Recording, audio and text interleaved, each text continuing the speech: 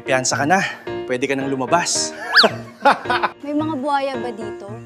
Dati madami. Nagsilipat na kasi sila sa gobyerno ngayon. Lola, bakit po kayo naliligo dyan?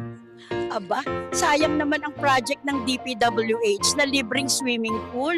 Anong flood control project ang hiningi namin? Swimming pool ang binigay, ang lupit nyo! Boss, bakit ang dami mong pera? Dahil kontraktor ako ng flood control.